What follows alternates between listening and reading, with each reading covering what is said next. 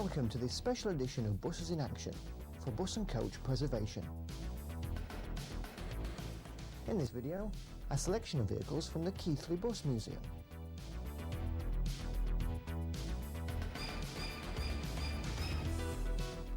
The history and restoration of South Yorkshire Ailses.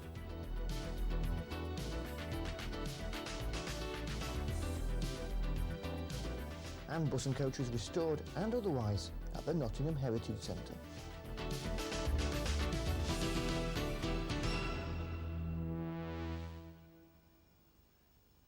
The Keighley Bus Museum was founded in 1991 by a group of preserved bus owners, initially to secure covered accommodation in which to keep, work on and display their vehicles. Since then the collection has grown and the museum now houses some 50 vehicles, some owned by the museum and others by private individuals and groups. One such bus is this Bristol RE, owned by the 1403 group. The collection has a fair spread of vehicles, from Regents to Titans, Fleetlines to Nationals, and there's even a Bristol LHS midibus. The oldest vehicle in the collection is this 1924 Keighley trolleybus, number 5, which, needless to say, doesn't get out much. One vehicle which does get out is this Leeds City Transport Daimler Fleetline, HMW 131D, new in 1966. Bodywork is by Charles Rowe, continuing the city's affinity with the local coach builder.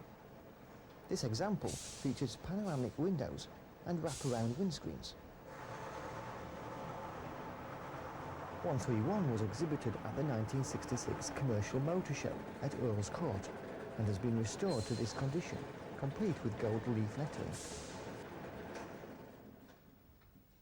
After service with West Yorkshire PTE, it was withdrawn in 1978 and became a driver trainer.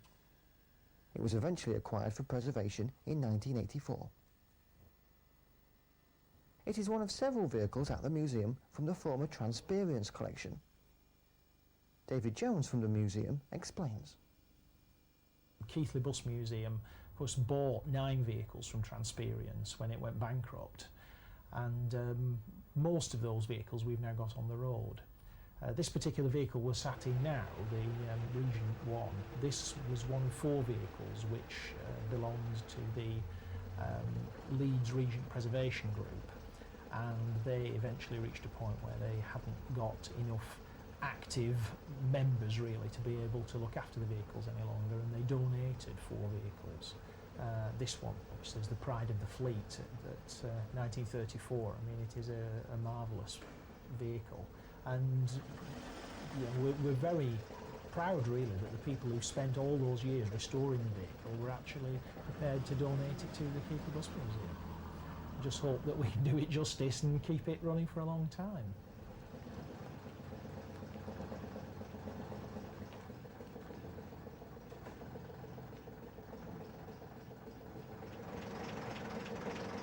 Leeds took delivery of a batch of 31 AEC Regents in 1934, numbered 127 to 157, all featuring the stepped front end, piano front styling of the classic 1930s Rose style. By this time, the motorbus fleet in the city had expanded rapidly in what had been previously a tram-dominated city, the flexibility of the bus being greatly appreciated.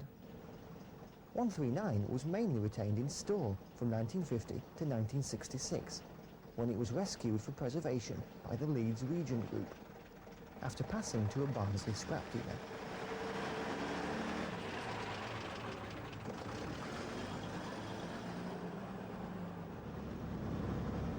The bus is in excellent condition and provides a smooth and exhilarating ride in the lower saloon.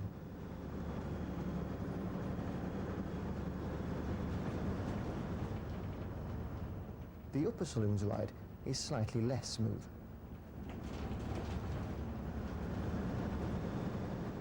It's quite an education driving one of these vehicles in modern traffic, you know, especially something like this, because this vehicle, not only does it have no indicators, which, I mean, nobody's looking for hand signals, are they? But this one, because of the age of it, doesn't even have brake lights. That is a bit unnerving when you see something bearing down behind you quickly and you think, if I have to stop here, this guy just isn't going to twig. So you've got to be very circumspect when you're driving these vehicles. You've got to give people plenty of room, you know. We got 2 Bradford vehicles from well, 3 from Transperience. One, we don't count the 1927 Lion because that's in such a state that you know, it's a major rebuild candidate.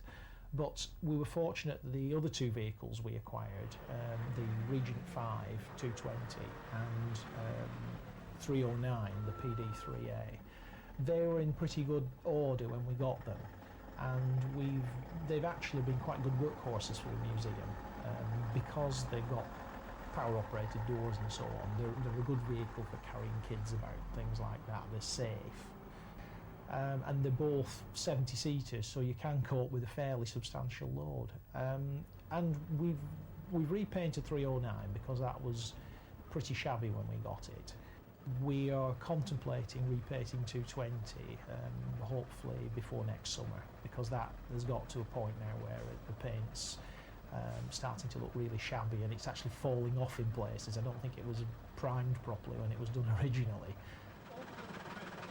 The oldest of the 2 buses, 6220 KW, was new to Bradford Corporation in 1964 as a trolleybus replacement vehicle.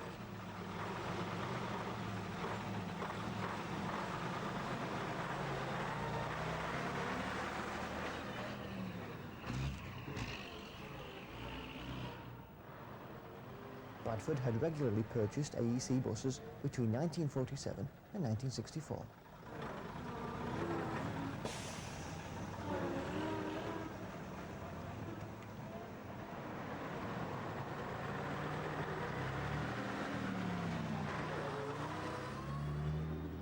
.220 is representative of the Bradford fleet of the early 60s and was still in service at the formation of the West Yorkshire PTE in 1974.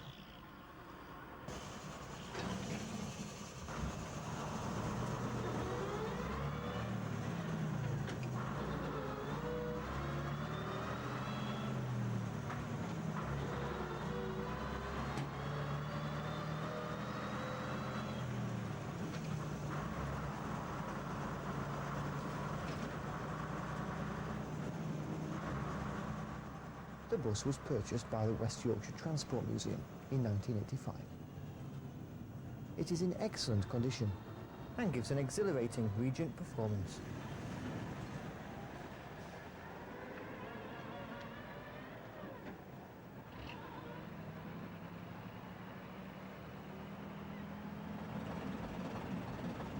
LAK 309G is a Leyland PD3, new to Bradford in 1969. The PD3 was the final variant of the Titan, being the 30-foot long version of the PD2. The bus is fitted with a curvaceous Alexander bodywork.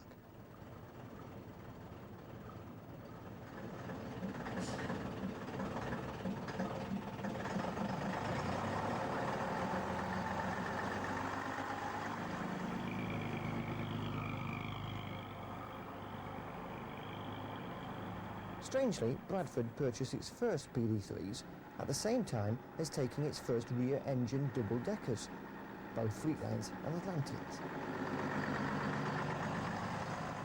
When new, 309 was allocated to Bankfoot Depot and ran on the Manchester Road and City Circle routes.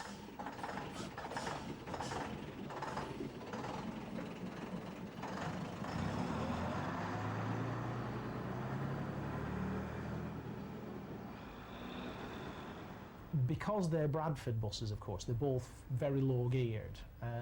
They don't go very quickly, but they'll pull up the side of a house, you know, they're phenomenal. And you realise when you take them round in September and drive them round the middle of Bradford just what it was like for a Bradford Corporation driver having to grind up and down these hills. You know, getting up the hill's one thing, but actually controlling the thing coming down is a different game altogether.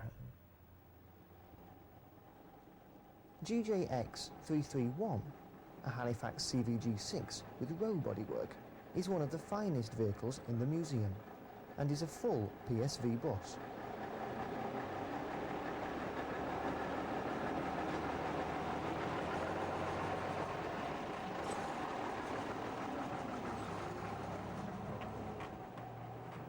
David Jones again. That vehicle actually was restored at Ludlam Street, and when we bought it with the rest of the Transperience vehicles, we got all the bills, and we actually bought the 9 vehicles from Transperience for less than was spent on that CVG. So that was a bit of a bargain. We realised fairly early on that we needed to find a way of getting the Transperience vehicles to support themselves. So we looked at the prospects for having a PSV operator's licence, and the options really were the 2 Bradford vehicles, which were in fairly good order, but eventually the lot fell upon the CVG6. That was by far the best. It had the body completely refurbished, it had been done mechanically, it had new upholstery, which of course, if you put a vehicle up for a PSV test, traditionally they go around and thump all the upholstery and see how much dust comes out. So we thought, well, if we're starting off with new interior, then at least we know that vehicle's going to be acceptable. It actually needed very little doing in the end. There was a bit of tinkering here and there, but it was in such good order that it eventually sailed through a Class 6 test.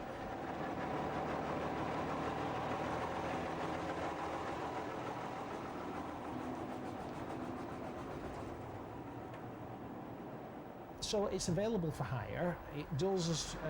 It's done quite a few weddings. We've done quite a lot of scheduled service with it. Last Christmas, we ended up running from the centre of Batley to Santa's Grotto, I think for 6 Saturdays up to Christmas. So we've done a lot of that sort of thing, plodding around town, and quite good money. It's proved very successful, really. The bus has done a lot of work. I mean, even as we speak now, it's out running around Oxenhope in connection with their Millennium Village Green. So it's been a very useful workhorse, and fortunately, with being a fairly compact vehicle and fairly easy to drive, it's a very popular bus. I enjoy CVGs. I think a pre-selector is a gentleman's machine, really, and everybody who drives it falls in love with it. So it's done very well.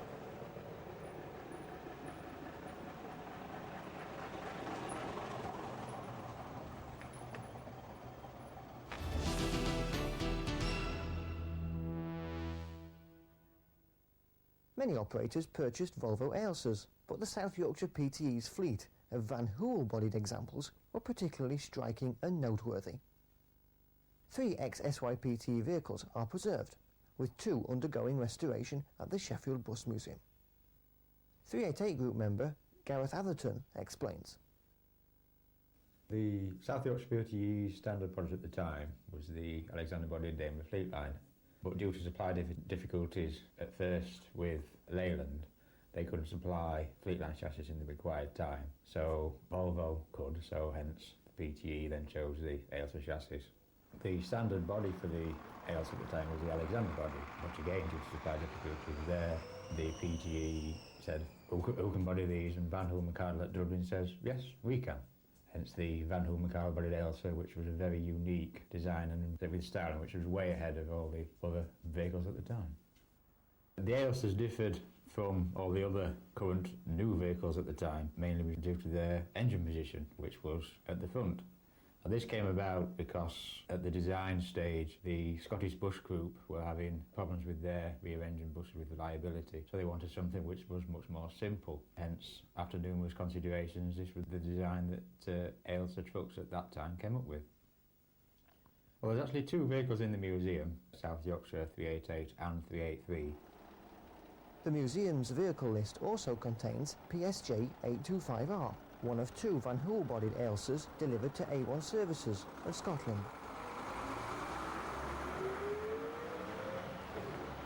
PSJ has been used by the 388 Group since 1997 to raise money for the continued restoration of 388.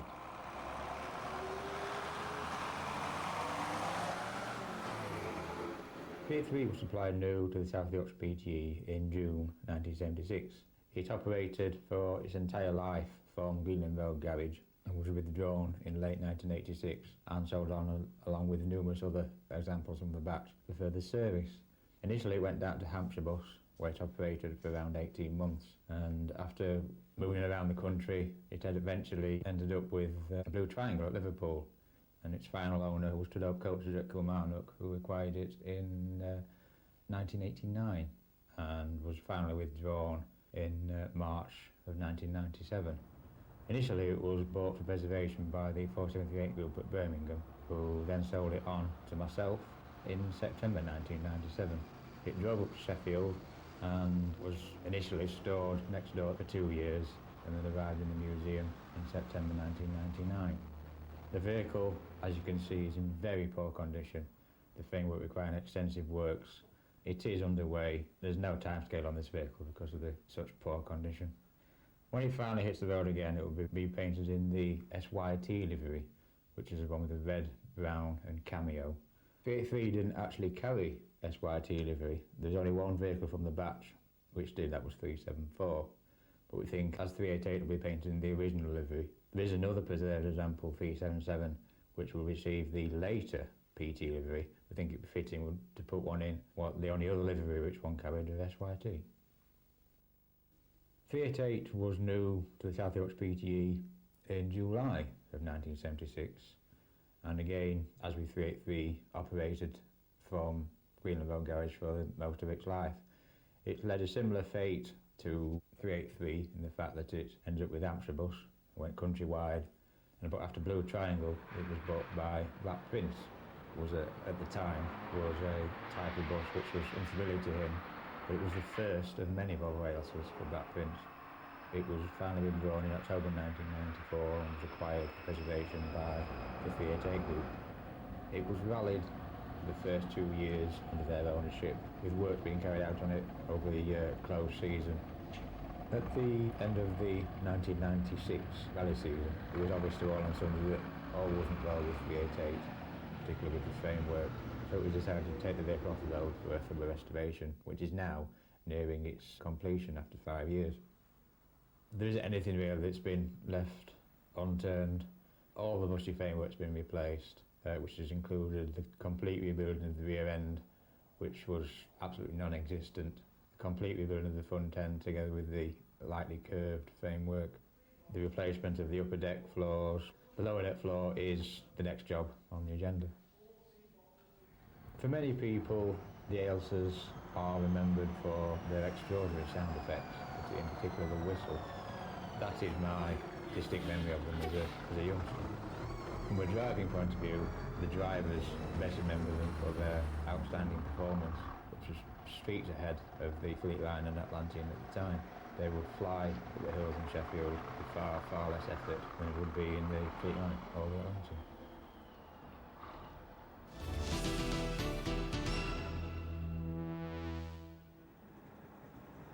The Gala Day at the Nottingham Heritage Centre provides a feast of preserved coaches and buses. Some, like this London Transport Route Master, from afar.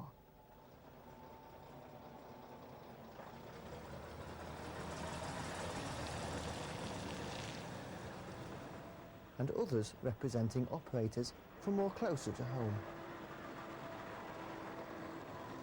Steve Powell of the Nottingham Heritage Centre tells us more. Gala Day today has become an annual event. It started off as our transport experience. We developed that through. It's growing by the year. Today has been particularly successful, and it's in the year of the foot and mouth epidemic and everybody not being able to get to their vehicles. Lots of rallies suffering as a result, even cancellation. And I guess the people that have brought the vehicles today have come because they've not been able to do it earlier in this year. So we've got some nice new exhibits that have come that have not been before. And yeah, I'm particularly pleased with the turnout this year, and let's hope it moves from strength to strength.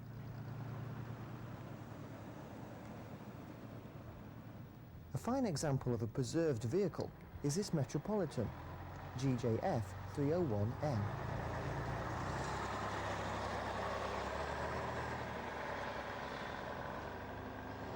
The Metropolitan was a forerunner to the Metrobus, and distinct design similarities can be seen between the two.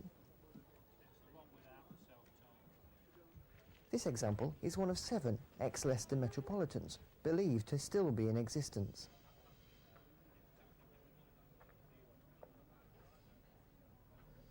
The centre has an open-top Atlantean. The open top started really, it's a Trent or an ex-Trent vehicle, although it started off life on Tyne and Wear, but it became Trent's tree lopper. We actually went for it because it was registered as YRC 194, which we happen to have in the collection. So we wanted it to put the registration plate back to the original or the proper vehicle, which we managed to do. When we saw the vehicle, we saw the potential for the open topper, and we use it predominantly now within the collection to take the pressure off the more or the older vehicles. Spares are relatively still available or easy to get, so that's the reasoning behind that one. It's very popular. It is a Leyland engine, yeah. It's everything an Atlantean is reputed to be. It's pretty good. It's a nice example. It works hard. Another Atlantean at the centre is in a different condition. Roy Powell.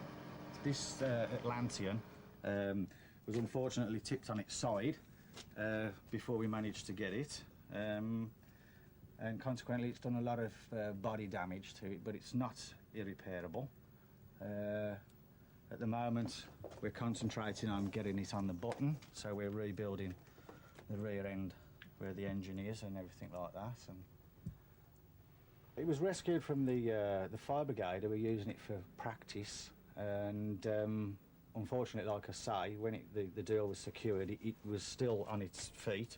When we actually got to go and pick it up, it was found sort of lying on its side, so it had to be uprighted again. Consequently, that's where most of the damage occurred, unfortunately. We've stripped down as much as we can for cleaning. The engine has been run, so we know it's all in order. Well, now, consequently, we're trying to get it to a reasonable looking state, so that it's on the button, then we can get on with doing all the major bodywork. Several vehicles show the hard work after restoration has finished. The East Kent vehicle, it's just at the close of a 3-year restoration. Again, came into the collection to act as a support vehicle. And it was one of those vehicles where everybody just jumped in and expected it to go on the button. And one day I'd had enough, so we decided it was its turn to have a bit of TLC, and what started off to be a mild restoration, in fairness, has taken 3 years, and a lot of me has gone into that, and a lot of the team that works with it. I don't know whether it'll ever tow again. I really don't know. There's a lot of work gone into it. Maybe. But we're fortunate now that we have another support vehicle. You know, God forbid that anything happened. Fleet lines are well represented at the centre. This is a South Notts, reputed to be the very last fleet line ever produced. It's left South Notts, went to an operator towards Chesterfield, Hulleys, and we had the opportunity to bring it back into the collection, which we jumped at the opportunity to do so. It deserves to be back home and spend its retirement back home. It's almost ready for the road. At this moment in time, unfortunately, we have a few problems with the gearbox, but nothing that, you know, a bit of time and locating a suitable donor isn't going to put right. But the rest of it, that's all it needs. I believe, from memory, it's still MOT'd, so it's a matter of that and it's back out. So pretty good. I'm a great believer in trying to get them early enough into the collection to become preserved vehicles rather than restored wherever possible, and try and maintain that feel of an operation as it would be in service. And it's very difficult to actually get the balance if you try and restore to recreate preserved. You really need to get them early enough and keep them in the condition that they came to you in. Another South Notts vehicle in rather different condition is this Albion Lowlander. Again, that's quite a history to that. That actually left the country in 1991 and went to Switzerland. And for whatever reason, the guy in Switzerland decided that he had no use for it, and made himself known. A deal was struck 2 years ago, and out we flew and drove from Zurich through February through some very severe weather at the 45 and 50 miles an hour all the way through. She's home. We had started its sympathetic restoration, and we had to curtail that. We unfortunately had a little bit of a problem with some damage, and that was one of the victims. So we have mothballed it, but a bit later this year we hopefully get back onto that and get it back on. But the last Albion Lowlander ever produced had to come home, and we're very proud that we've done that.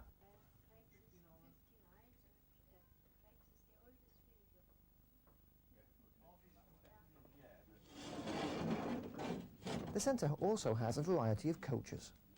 Yeah, both the two vehicles are Barton vehicles. They're both Reliances. One is a 1962 Panorama, very early one. That has stood dormant for a number of years. We've been fortunate enough to bring her back home to Nottinghamshire, and we will restore it, but it's going to be a total restoration. She's in quite a state, but she does run.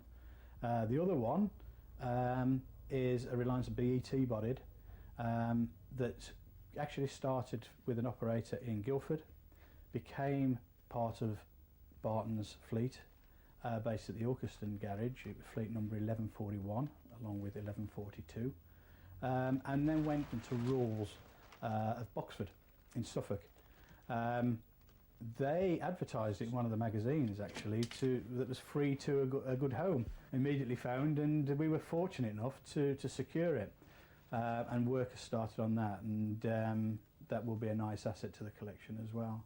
But again, a lot of work to do. You get nothing for nothing these days. It sounds great that somebody wants to give you a bus, and we thank the guys concerned. No regrets at all. It's a lovely vehicle and will be, and it will be returned to the road.